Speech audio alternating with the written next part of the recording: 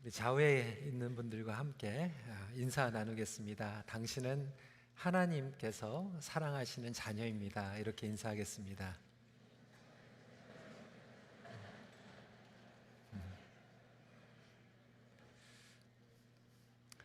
저희가 지난주까지는 구약 소선지서를 함께 봤습니다. 오늘부터는 새로운 시리즈로 마가복음 나누게 되는데, 시리즈의 제목을 예수를 만나다로 정해 보았습니다. 그래서 오늘은 마가복음 1장에서 온전한 복음을 만나다라고 하는 제목으로 함께 말씀을 나누겠습니다. 예수님을 만남으로 온전한 복음을 깨닫게 됩니다. 예수님이 복음의 시작이고 끝이기 때문에 그렇습니다. 여러분께서는 복음을 과연 어떠한 의미로 가지고 계십니까? 여러분들에게는 복음이 어떤 의미를 가지고 있습니까? 선교지에 가는 경우에 종종 좀 제 마음을 불편하게 하는 그런 부분들이 있습니다. 한국이나 이제 북미에서 조금 못 사는 나라에 갔을 때 많은 분들이 복음을 전할 때 이렇게 전합니다. 여러분, 우리나라도 1960년도, 1970년도에 참 못 살았습니다. 가난했습니다. 그런데 예수님의 복음을 듣고 나니까 잘 살게 됐습니다. 여러분들도 예수님을 믿으면 여러분들의 나라도 잘 살 수 있습니다. 그러면 아멘하고 이제 난리가 납니다. 이제 나라의 발전, 복음을 들으면 우리가 형편이 좋아지고 경제적으로 좋아지는, 어떻게 보면 그런 기복적인 시각 가운데에서 복음을 받아들이게 됩니다. 어떤 데에 가면 떡을 받기 위해서 복음을 듣습니다. 물품을 보조받고 도움을 받기 위해서 복음을 듣게 됩니다. 또 어떤 경우에는 병고침을 받기 위해서 간절한 마음으로 찾아오죠. 물론 예수님께서는 오병이어의 기적을 통하여서 떡을 주셨고 병을 고쳐 주셨습니다. 악한 영을 쫓아내시기도 하였습니다. 하지만 그것이 복음의 전부는 아니었다라고 하는 것이죠. 우리는 자칫 잘못하면 이 복음에 대해서 편협적인 오해를 할 때가 있습니다. 우리가 전도 훈련을 할 때도 때로는 시간이 길지 않기 때문에 간단하게 복음을 전하길 또 원하고, 또 그렇게 훈련을 받다 보니까 자칫 이 복음을 전하면 마치 복음이라고 하는 것은 우리가 단지 죽어서 천국에 들어가기 위한 그러한 개런티 정도로 받아들일 때가 있다라고 하는 거예요. 어떤 경우에는 또 하나님의 성품에 대해서, 그리고 하나님께서 하신 거에 대해서 초점을 돌리는 게 아니라 하나님께서 과연 나에게 주신 뜻은 무엇인가에 또 초점을 둘 때도 있습니다. 그러다 보니까 이 복음이 수단적인 도구로 전락해 버릴 수 있다라고 하는 거예요. 여러분, 복음은 도구가 아닙니다. 복음은 또한 이념이나 교리도 아닙니다. 복음은 인격인 줄 믿으시기 바랍니다. 예수님이 복음이기 때문에 그렇습니다. 여호와께 돌아가자라고 우리는 계속해서 외치고 있습니다. 어떻게 여호와께 돌아갈 수 있겠습니까? 결국 예수님과의 만남과 동행으로만 여호와께 돌아갈 수 있습니다. 그런 의미에서 오늘부터 저희가 마가복음을 통하여 예수님을 다시 깊게 만나기를 원합니다. 이번 시리즈를 통하여서 예수 그리스도를 알지 못했던 분들이 예수님을 새롭게 만나고, 그리고 예전에 내가 알고 있었던 그 복음, 그리고 예수님보다 더욱더 깊은 의미의 복음을 깨닫는 시간이 되기를 원합니다. 마가복음의 기원은요, 베드로였습니다. 이 마가가 베드로의 이 통역사의 역할을 하면서 베드로를 통하여서 생생하게 예수님에 대한 기록을 듣게 된 것이고, 그것을 기록에 남긴 것입니다. 그래서 이 복음서 가운데에서도 이 마가복음은 굉장히 짧습니다. 그런데 이 액션 드라마 같아요. 영화로 얘기하면 어드벤처 드라마입니다. 그래서 굉장히 생동감이 넘칩니다.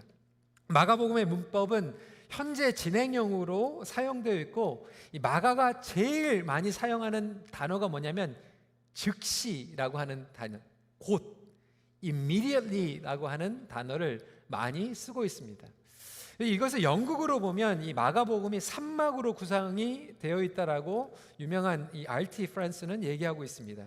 첫 번째 1막은 1장부터 8장까지 이 갈릴리와 주변에서의 예수님의 사역에 대해서 기록하고 있고, 2막으로 가서 9장부터 10장까지 보면 예루살렘으로 올라가는 길에 대해서 기록을 남기고 있고, 11장부터 끝까지는 예루살렘 안에서 벌어지고 있는 일에 대해서 기록을 하고 있습니다. 근데 오늘 본문은 첫 장으로서 예수 그리스도의 복음이 시작됨을 알리고 있습니다. 1절은 이렇게 기록합니다. 하나님의 아들 예수 그리스도의 복음의 시작이라. 예수님의 시작이 곧 복음의 시작이라고 우리에게 선포하고 있는 것입니다. 여러분, 우리는 이 복음이라고 하는 얘기를 너무나도 많이 들었어요. 매주 주일마다 우리는 복음이라고 듣습니다. 복음은 무엇입니까? 좋은 소식이에요. 그런데 좋은 소식을 우리가 너무나도 많이 듣다 보니까 굉장히 이 좋은 소식이 좋은 소식으로 안 올 때가 있습니다. 무엇이 좋은 소식입니까? 티몰튼에 갔더니 롤러들 물물 했는데 뭐 상품이 나오는 게 좋은 소식입니까? 뭐 쇼핑에 갔는데 하나를 사면 두 번째 거는 50% 세일해 주는 게 좋은 소식입니까? 우리는 아무 데나 이제는 좋은 소식, 기쁜 소식이라고 이야기를 합니다. 그런데 예수님 당시에 이 복음, 유앙겔리온이라고 사용하고 있는 그리스어는, 헬라어는 아무럴 때나 사용하는 그 기쁜 소식이 아니라 주로 황제의 탄생, 권력 승계, 그리고 황제의 방문을 알릴 때만 사용하는 단어였다라고 하는 거예요. 다시 말해서 오늘 이 마가복음에서 유앙겔리온이라고 사용하고 있는 이 복음이라고 하는 것은 만왕의 왕이 우리의 삶 가운데서 찾아오셨다라고 하는 것을 알리는 의미에서 복음이라고 하는 단어를 쓰고 있는 것입니다. 그렇습니다, 성도 여러분. 만왕의 왕께서 여러분 삶 가운데 찾아오신 줄 믿으시기 바랍니다. 우리가 복음이라고 하는 것은 단순히 세상에서 얘기하고 있는 그냥 굿뉴스가 아니에요. 예수님께서 우리를 찾아오셨기 때문에 복음이라고 선포하고 있는 것입니다. 그렇다면 편협적인 복음이 아니라 예수님의 복음은 온전한 복음인데, 오늘 이 마가복음 1장을 통하여서 예수님께서 드러내신 온전한 복음은 무엇일까요? 세 가지로 나누기 원합니다. 첫 번째로, 온전한 복음은 죄 사함의 복음입니다. 마가복음은 의도적으로 지금 광야에서 말씀을 시작하고 있어요. 3절입니다. 광야에서 외치는 자의 소리가 있어 이르되 너희는 주의 길을 준비하라, 그의 오실 길을 굳게 하라. 4절에 세례 요한이 등장을 합니다. 세례 요한이 광야에 이르러 죄 사함을 받게 하는 회개의 세례를 전파하니. 여러분, 왜 광야에서 시작합니까? 마태복음은요 족보로 시작하고 있어요. 요한복음은 태초에 말씀이 계시니라라고 아주 우아하게 심오하게 시작을 하고 있어요. 그런데 마가복음은 지금 의도적으로 지금 광야에서 시작해서 오늘 본문 전체가 광야에서 일어나고 있습니다. 왜 광야입니까? 광야는 소망의 장소였어요. 새로운 시작의 장소였어요. 여호와 하나님께서 이스라엘 백성들을 애굽 땅에서 구원하여 주시고 광야에서 결혼을 하셨어요. 언약을 맺으셨어요. 하나님의 말씀이 임했고 하나님이 어떠한 분이시고 그들의 정체성을 깨달은 곳이 바로 광야였기 때문에 마가복음은 첫 번째 세팅을 복음이 나타났다고 얘기하면서 광야에서 시작을 하고 있는 것입니다. 저와 여러분들은 광야에서 삶을 살아가고 있어요. 죄의 노예로 살아가고 있는 우리의 광야 같은 삶 가운데에서 예수님께서 직접 복음으로 찾아오셨다라고 우리에게 선포하고 있는 것입니다. 찾아오셔서 죄를 짊어가고 있는 무거운 우리의 삶 가운데에서 선포하고 계시는 거예요. 우리가 아는 대로 세례 요한의 메시지는 죄 사함의 메시지였습니다. 그의 세례는 죄 사함의 세례였습니다. 여러분, 궁금하지 않으십니까? 그렇다면 예수님은 죄가 없으신데 왜 죄가 없으신 예수님께서 세례 요한의 죄 사함의 세례를 받으셔야 됐을까요? 예수님도 죄를 깨끗하게 해야지만 사역을 시작할 수 있으니까? 그렇지 않죠. 예수님은 죄가 없으신 분이에요. 하나님의 아들이에요. 메시아예요. 그럼에도 불구하고 우리의 죄를 함께 공감하시고 우리의 죄를 짊어지시기 위해서 오셨다라고 하는 것을 증거하고 있는 것이죠. 세례 요한은 계속해서 우리에게 외치고 있습니다. 회개하라, 회개하라, 회개하라. 여러분, 우리는 소선지자를 통하여서 메시지를 통해서 회개하라, 여호와께 돌아가야 된다. 근데 그 메시지를 들을 때마다 우리의 삶 가운데에서는 어떤 마음이 듭니까? 죄책감이에요. 우리의 죄를 계속해서 얘기할 때마다 우리는 너무나도 무거워요. 오늘도 그 죄 때문에 지금 무거운 마음으로 주님 앞에 나오신 분들이 계실 거예요. 우리가 지고 있는 죄의 짐은 점점 무거워지기만 느껴집니다. 두려움과 수치심 가운데에서 그 죄를 우리가 벗어내려고 하지만 벗어내려고 하면 할수록 더 깊은 죄의 수렁에 빠지게 되는 거예요. 그 죄의 무거운 짐이 버겁기만 하는 거예요. 어떤 분들은 저에게 이렇게 얘기합니다. 목사님, 교회 나가고 싶은데, 하나님께 나가고 싶은데 저에게는 지금 무거운 짐이 있습니다. 무거운 죄가 있어요. 그 죄를 해결해야지 하나님께 나가겠습니다.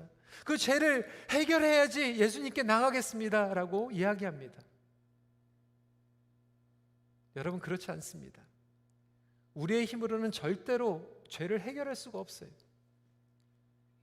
철로 역정을 보게 되면요, 크리스찬이 처음에 무거운 짐을 지고 갑니다. 그 짐은 죄예요. 그 죄를 어떻게든지 벗어내려고 하는데 벗어내려고 하면 할수록 그 죄의 짐이 더 무거워지는 거예요. 더 마음이 수치스럽고 죄책감 가운데 있는 거예요. 괴로운 거예요.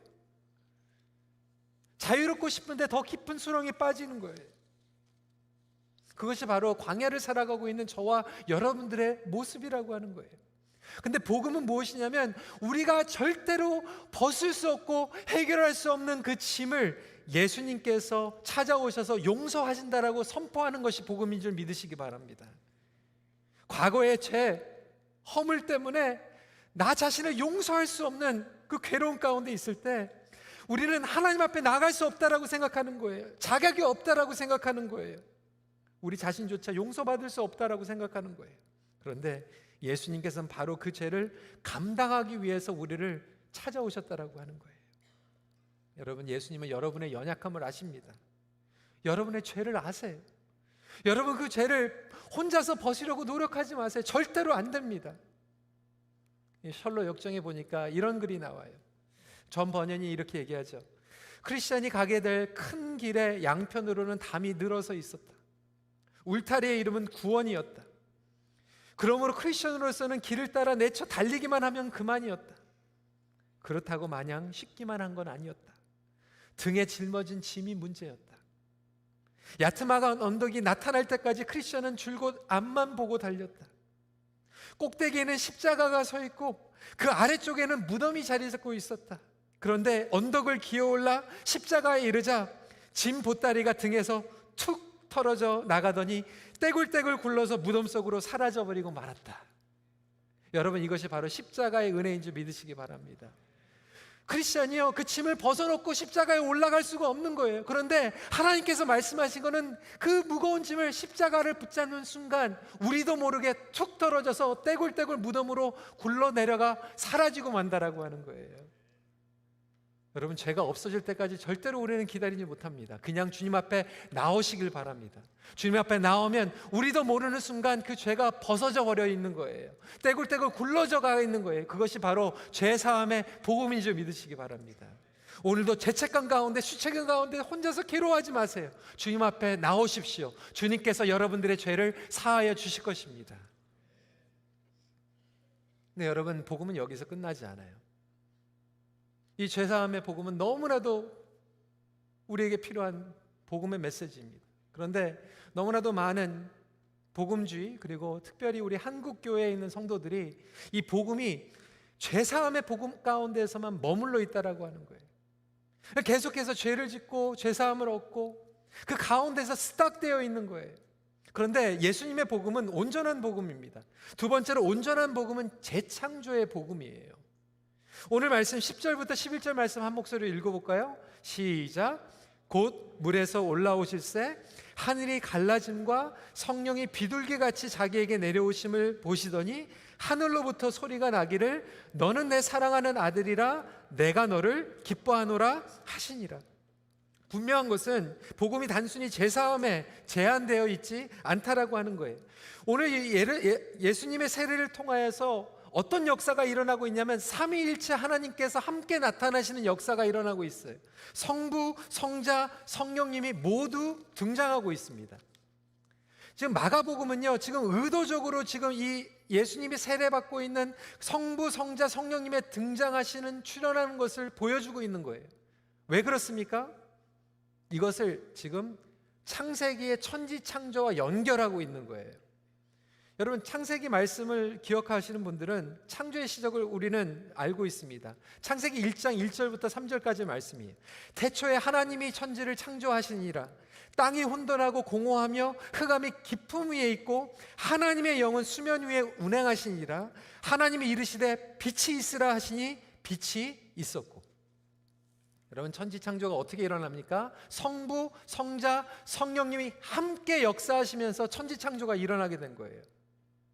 어둠과 혼돈 가운데에서, 광야 같은 그 천지 가운데에서 창조를 하나님께서 말씀하신 거예요. 빛이 있으라 말씀으로 예수 그리스도를 통하여 말씀하신 것이죠. 마찬가지로 성부, 성자, 성령이 함께 예수 그리스도의 복음과 사역을 통하여서 재창조를 할 수 있다라고, 창조주만이 잘못된 것을 재창조하실 수 있다라고 하는 거예요. 여러분, 고장난 물건이 왔는데 벌금만 제해준다고 그러면 그게 복음이 아니에요. 돈 안 받겠다고 하면 그게 복음입니까? 페널티 안 받겠다고 하면, 잘못된 물건이 오면 그것을 고치고 새로운 물품으로 바꿔주는 게 복음이에요. 그런데 왜 우리는 복음을 그냥 잘못된 것을 그냥 죄사함 받는 것으로만 끝납니까? 하나님의 복음은 온전한 복음이에요. 재창조의 복음이에요. 예수 그리스도는 재창조된 삶의 왕으로 오신 줄 믿으시기 바랍니다. 그의 온전한 다스림 가운데서 죄와 타락으로 오염된 이 세상을 하나님 안에서 거할 때 새롭게 살 수 있다라고 우리에게 복음을 선포하고 있는 것입니다. 관계 구속 가운데에서 일터와 세상적인 가치관 가운데에서 이제는 자유하여서 새롭게 관계를 맺어가는 것이 복음의 능력입니다. 하나님 나라에 복음이 임하였다라고 하는 것을 이야기하고 있는 거예요. 단지 우리가 죽어가지고 천국 가는 것이 복음이 전부가 아니라고 하는 거예요. 여러분, 그것이 전부이면요, 저와 여러분들은 너무나도 억울한 거예요. 우리 젊은이들 너무나도 억울한 거예요. 괜히 어렸을 때보다 복음을 들어가지고 죄도 실컷 짓지 못하고 죄책감 가운데에서, 하나님께서 이 땅에서 부르시기 일주일 전에 그냥 침서해서 그냥 예수님 영접하면 끝나는 거 아닙니까? 억울하게 왜 이 조직에 들어와가지고 이렇게 오랫동안 고생하고 계세요? 50년, 60년? 어떤 분들은 그 은혜를 받았으니까 은혜를 갚아야 되지 않습니까? 여러분, 억울하지 않습니까? 어떤 분들은 하루만 은혜 갚아도 천국 가는데 왜 여러분들은 70년 은혜를 갚아야 됩니까? 아니, 복음이 죄사함의 복음으로 끝난다라면 우리는 억울한 거예요. 그런데 복음은 죄사함의 복음뿐만이 아니라 재창조의 복음이라고 하는 거예요. Something broken, 근데 하나님께서 그것을 새롭게 만들어주시고 그 새로운 삶을 우리의 삶 가운데서 천국의 삶을 누리도록 우리에게 역사해 주시는 것이 복음의 능력인 줄 믿으시기 바랍니다.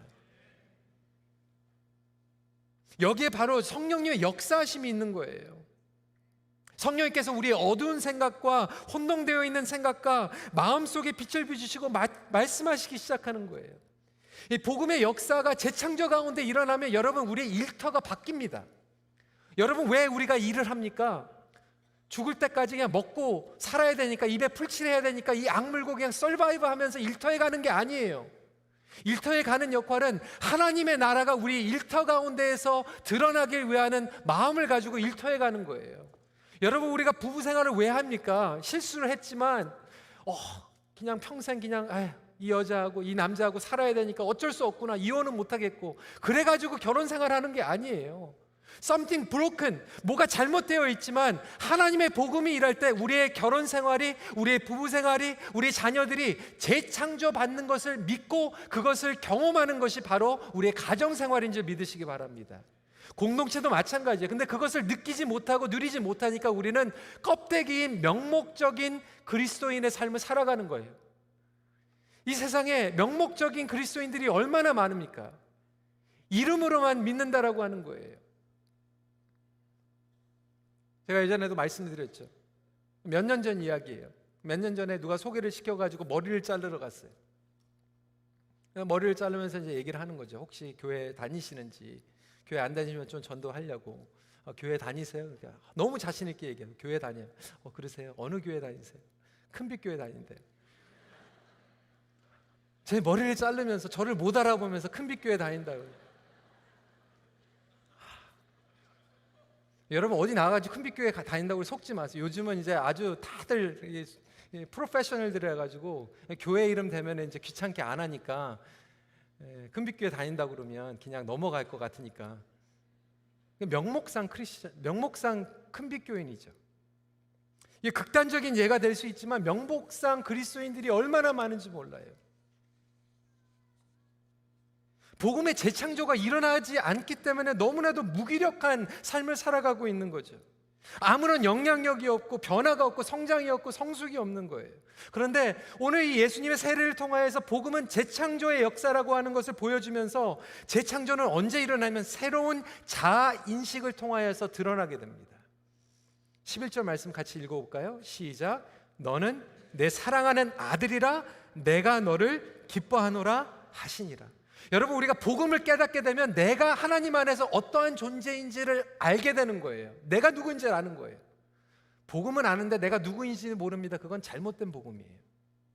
복음은요, 하나님이 누구인지 깨닫게 만들고 내가 누구인지를 깨닫게 만드는 거예요. 내가 누구인지를 알기 때문에 어떻게 살아가야 되는지를 깨닫게 되는 거예요. 나의 목적이 바뀌고 나의 존재 가치가 바뀌고 그 시간을 통하여서 재창조가 일어나게 되는 거예요. 이것이 바로 성령의 역사인 줄 믿으시기 바랍니다. 매일 삶 가운데서 우리를 내적으로 새롭게 하시는 성령의 역사를 소원하게 됩니다. 여러분, 아까도 말씀드렸죠. 죄사함은 우리 힘으로 받을 수가 없어요. 주님께 나올 때, 주님의 십자가를 붙잡을 때 그 죄가 굴러서 없어져 버리는 거예요. 마찬가지로 여러분 삶 가운데에서 지금 고장난 부분들이 많이 있을 거예요. 여러분들의 관계가 고장나 있고 어긋나 있고 정말 죄와 그 수치진 가운데서 어떻게든지 그걸 고쳐보려고 하는데 내 힘으로는 고쳐지지가 않는 거예요. 그 실수가 만회가 안 되는 거예요. 여러분, 재창조는 여러분들의 힘으로 할 수 있는 게 아니에요. 복음의 능력, 예수 그리스도 안에 그 관계들을 가지고 올 때 재창조해 주심을 믿으시기 바랍니다. 그래서 그 잘못된 부분마다 우리는 복음을 선포하는 거예요. 예수 그리스도 안에서 우리는 새로운 피조물입니다. 예수 그리스도 안에서 우리는 다시 시작할 수 있습니다. 어제 넘어졌지만, 어제 우리가 죄인이었지만 예수 그리스도 안에서 우리는 의인으로 되어 있습니다 라고 복음을 선포할 수 있는 저와 여러분들이 되시길 주님의 이름으로 축원합니다.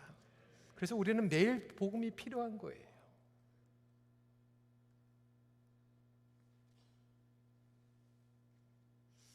여러분, 결혼 생활도 복음 가운데에서 새롭게 될 수 있고요, 어긋나 있는 자녀와의 그 관계가 복음 안에서 다시 한번 일어날 수 있고요, 정말로 용서할 수 없는 나의 죄가 다시 한번 복음 가운데에서 새롭게 주님의 은혜 가운데 나아갈 수 있다라면 그 복음을 붙잡고 달려갈 수 있기를 소원합니다. 마지막 포인트예요. 완전한 복음은 승리의 복음입니다. 예수님께서 세례를 받으신 후에 성령님께서는 또 즉시 광야로 이끌고 가십니다. 여러분, 우리는 마태복음과 누가복음을 읽었기 때문에 예수님께서 광야에서 금식하시면서 사단의 유혹을 받은 걸 우리는 알고 있어요. 3가지 유혹 받죠. 근데 여러분, 마가복음은요 딱 2절밖에 안 나오는데 어떻게 유혹을 받았는지 기록이 없어요. 왜 기록을 안 해놨을까요? 베드로가 성질이 급해가지고 빨리빨리 넘어간 게 아니에요. 아니면 그 내용을 몰랐기 때문에 빼먹은 것도 아니에요. 의도적으로 유혹의 내용을 기록을 안 해놨어요. 왜 그랬을까요? 마가가 강조하고 싶었던 내용이 따로 있어요. 하이라이트 하고 싶었던 내용이 따로 있었어요. 그게 뭘까요? 13절 한번 읽어볼까요? 같이 읽겠습니다. 시작. 광야에서 40일을 계시면서 사단에게 시험을 받으시며 들짐승과 함께 계시니 천사들이 수종 들더라. 마가의 의도는 바로 이거예요. 예수님의 복음은 뭐냐면, 예수님께서 이 땅에, 광야 같은 땅에 찾아오셨는데 인간의 현실을 정반대로 뒤집어 엎으신 거예요. 이게 복음의 능력이에요.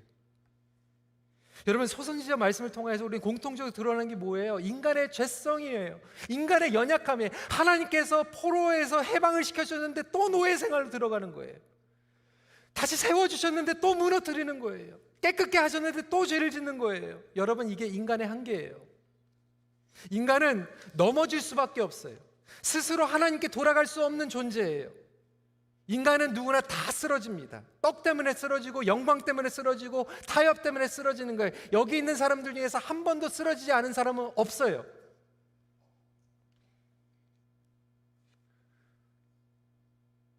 여러분, 실망하지 마세요. 뉴스 보고 뭐 누구 암흑에 떨어졌다, 암흑에 뭐 실수했다, 죄 졌다, 어느 교회 잘못됐다, 실망하지 마세요. 당연한 거예요. 그것 때문에 회의감 들을 필요도 없어요. 인간적으로 보면 너무나도 당연한 거예요. 왜? 아까도 말씀을 드렸죠. 마가는요, 지금 창세기와 지금 마가복음 1장과 연결시키고 있는 거예요. 예수님께서는 뒤집어 엎으셨다고 했는데, 여러분, 창세기로 들어가면요, 인간은요, 첫 번째 아담은 에덴 동산이라고 하는 인간이 가질 수 있는 그 완벽하고 최상의 상태에서 모든 것들을 다 가졌는데 추락하고 말아요.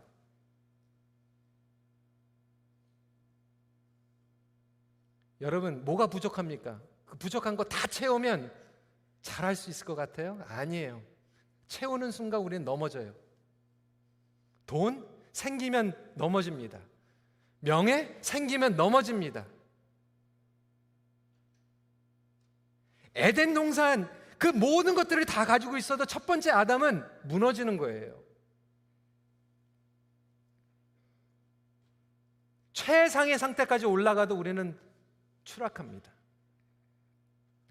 예수 그리스도께서는 두 번째 아담으로 오셔가지고 이 광야의 최악의 상태에서 승리하신 분을 좀 믿으시기 바랍니다.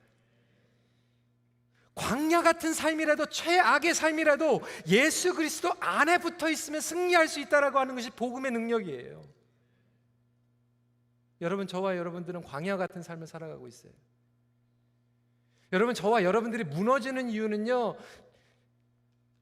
최악의 상태이기 때문에 무너지는 게 아니에요. 뭐가 모자라가지고 무너지는 게 아니에요.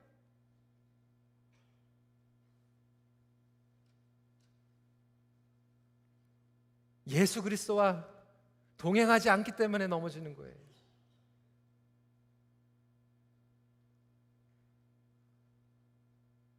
그 유명한 목회자들, 지도자들도요, 여러분, 말씀 신학적으로 다 잘 알고 있잖아요. 여러분, 말씀 잘 알고 있는 분들은 한 번도 안 넘어집니까? 죄 안 짓습니까? 다 알고 있어도요, 예수 안에 거하지 않으면 넘어지는 거예요.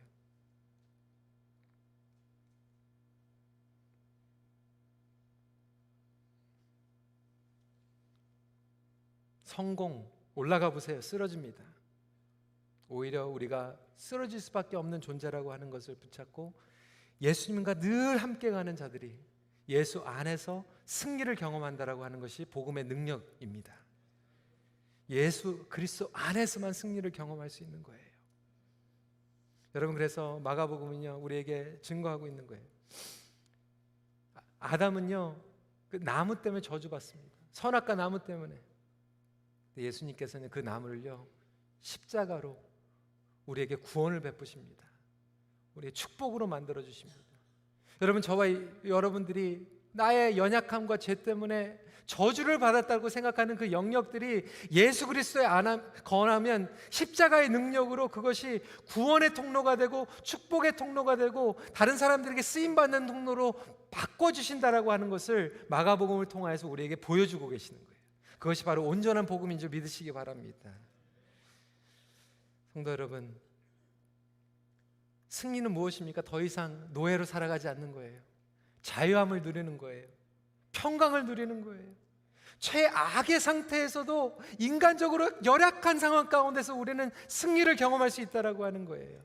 여러분, 힘든 상 가운데 계십니까? 최악입니까? 광야입니까? 그 광야에서 예수 그리스도 안에 거할 때 승리를 경험하시길 주님의 이름으로 선포합니다. 말씀을 정리합니다. 사단은 여전히 우리를 넘어뜨리려고 합니다. 복음을 듣지 못하게 합니다. 패배왕 실패강 가운데에서 우리를 노예로 살아가기를 원하며 거짓말합니다. 여러분, 여러분들이 해결할 수 없어요. 주님 앞에 나오십시오. 세상을 살아가고 있는 우리에게 복음으로 나타나신 예수 그리스도를 붙잡으십시오. 그분을 통해서 죄사함을 받을 수 있습니다. 재창조를 받을 수 있습니다. 승리할 수 있습니다. 이것이 온전한 복음의 능력입니다. 과연 나는 매일 복음을 듣고 있는가? 과연 나는 매일 복음을 경험하고 있는가? 매일 온전한 복음이신 예수님을 만나십시오. 같이 기도하겠습니다.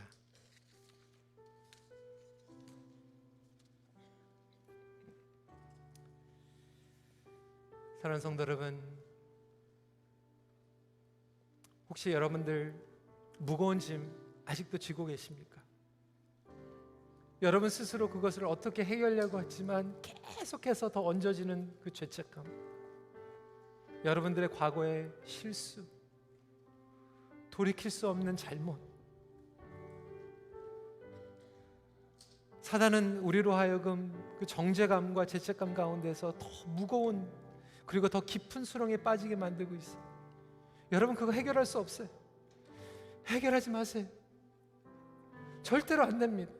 그냥 주님께 나오세요. 주님을 붙잡으세요. 그 순간 여러분들의 그 짐을 예수님께서 걷어가실 거예요. 주님, 나의 죄가 오늘 이 시간에 그 십자가의 은혜로 사함을 받기를 원합니다. 주님, 저를 긍휼히 여겨 주시옵소서. 이렇게 같이 기도하길 원하고요. 두 번째로 우리 성도님 가운데에서는 그 죄사함의 확신은 있지만 이 재창조를 경험하지 못하는 분들이 너무나도 많이 있을 수 있어요.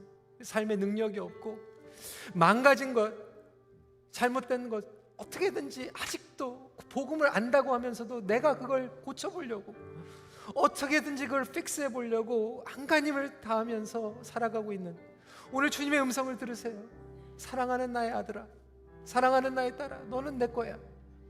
내 자녀야. 내가 너를 사랑한다. 주님, 제가 주님을 떠나서는 패배감밖에 없지만 주님 안에서 다시 한번 승리를 경험하길 원합니다. 우리 이 시간에 다시 한번 그 복음을 선포하면서 같이 기도하는 시간 갖도록 하겠습니다.